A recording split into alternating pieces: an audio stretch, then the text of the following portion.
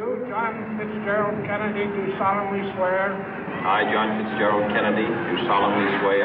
That you will faithfully execute the office of President of the United States. That I will faithfully execute the office of President of the United States. And will, to the best of your ability. And will, to the best of my ability. Preserve, protect, and defend the Constitution of the United States. Preserve, protect, and defend the Constitution of the United States. So help you God. So help me God.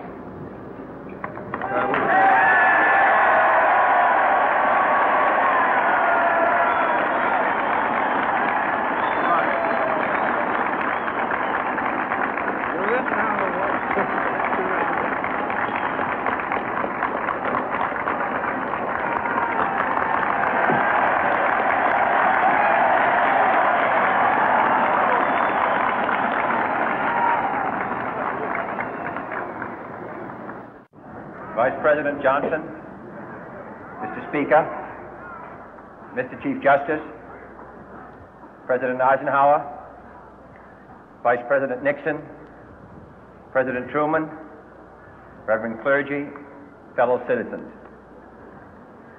We observe today not a victory of party, but a celebration of freedom, symbolizing an end as well as a beginning, signifying renewal as well as change. For I have sworn before you and Almighty God the same solemn oath our forebears prescribed nearly a century and 3/4 ago. The world is very different now, for man holds in his mortal hands the power to abolish all forms of human poverty and all forms of human life. And yet the same revolutionary beliefs for which our forebears fought are still at issue around the globe. The belief that the rights of man come not from the generosity of the state, but from the hand of God. We dare not forget today that we are the heirs of that first revolution. Let the word go forth from this time and place to friend and foe alike that the torch has been passed to a new generation of Americans born in this century, tempered by war, disciplined by a hard and bitter peace, proud of our ancient heritage, and unwilling to witness or permit the slow undoing of those human rights to which this nation has always been committed and to which we are committed today at home and around the world.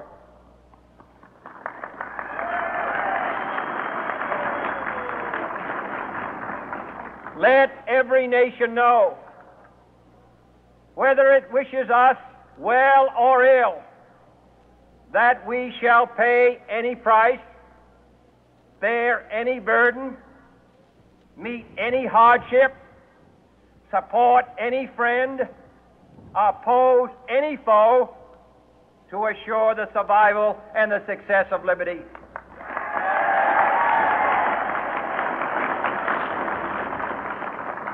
This much we pledge and more. To those old allies whose cultural and spiritual origins we share, we pledge the loyalty of faithful friends. United, there is little we cannot do in a host of cooperative ventures. Divided, there is little we can do, for we dare not meet a powerful challenge at odds and split asunder. To those new states whom we welcome to the ranks of the free, we pledge our word that one form of colonial control shall not have passed away merely to be replaced by a far more iron tyranny. We shall not always expect to find them supporting our view, but we shall always hope to find them strongly supporting their own freedom, and to remember that in the past, those who foolishly sought power by riding the back of the tiger ended up inside.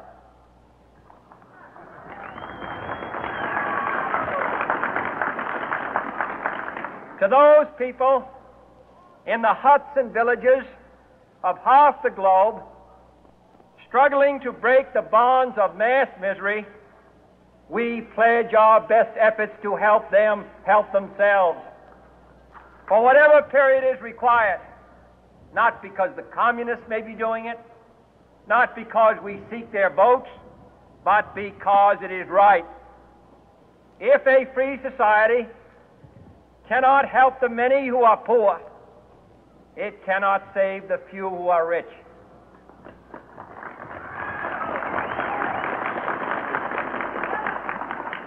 To our sister republics south of our border, we offer a special pledge to convert our good words into good deeds, in a new alliance for progress, to assist free men and free governments in casting off the chains of poverty.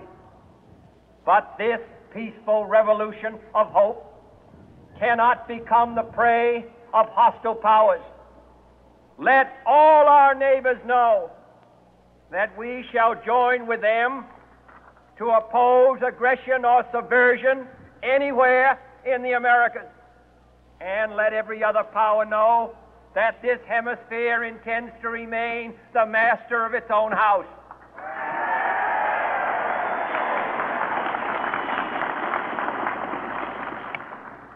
To that World Assembly of Sovereign States, the United Nations, our last best hope, in an age where the instruments of war have far outpaced the instruments of peace, we renew our pledge of support to prevent it from becoming merely a forum for invective, to strengthen its shield of the new and the weak, and to enlarge the area in which its writ may run.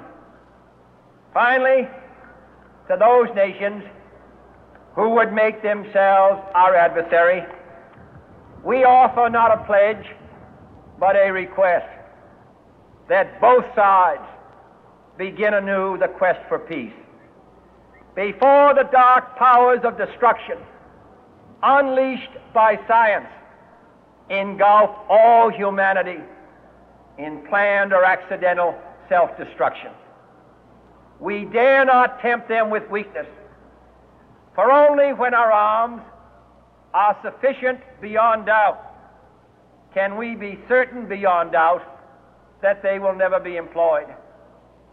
But neither can two great and powerful groups of nations take comfort from our present course, both sides overburdened by the cost of modern weapons, both rightly alarmed by the steady spread of the deadly atom, yet both racing to alter that uncertain balance of terror that stays the hand of mankind's final war. So let us begin anew, remembering on both sides that civility is not a sign of weakness, and sincerity is always subject to proof. Let us never negotiate out of fear, but let us never fear to negotiate.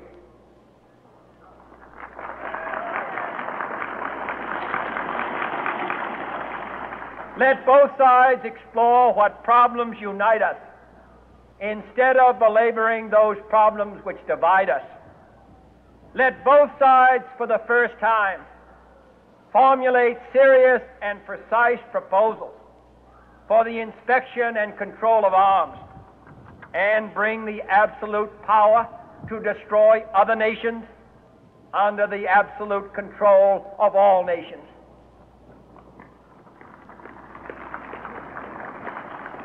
Let both sides seek to invoke the wonders of science instead of its terrors.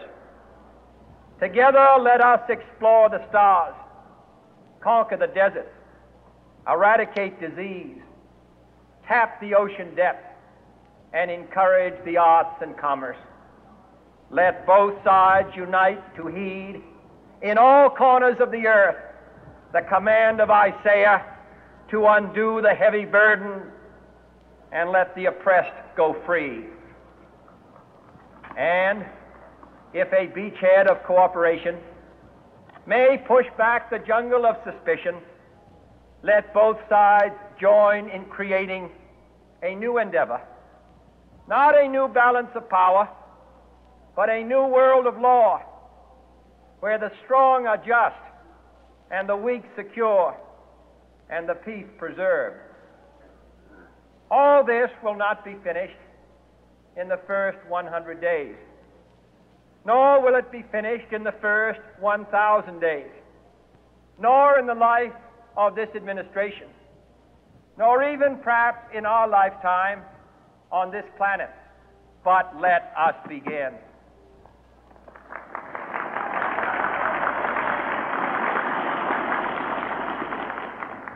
In your hands, my fellow citizens, more than mine, will rest the final success or failure of our course. Since this country was founded, each generation of Americans has been summoned to give testimony to its national loyalty. The graves of young Americans who answered the call to service surround the globe.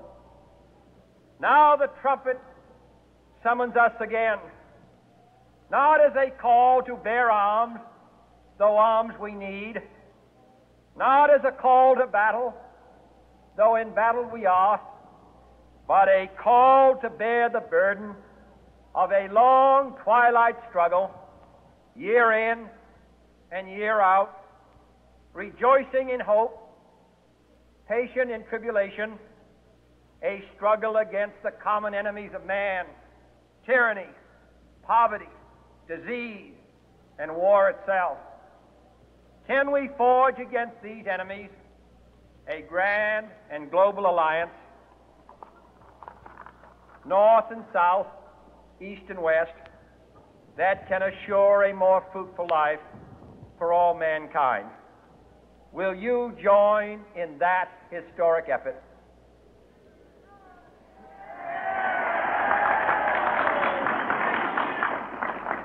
In the long history of the world, only a few generations have been granted the role of defending freedom in its hour of maximum danger. I do not shrink from this responsibility. I welcome it.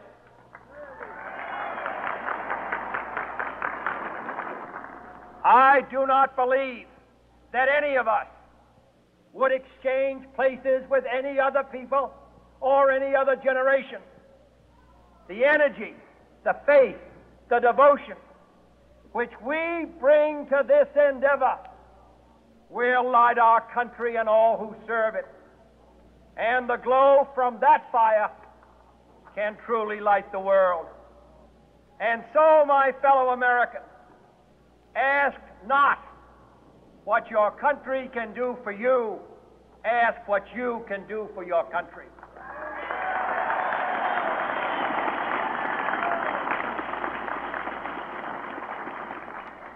My fellow citizens of the world, ask not what America will do for you, but what together we can do for the freedom of man.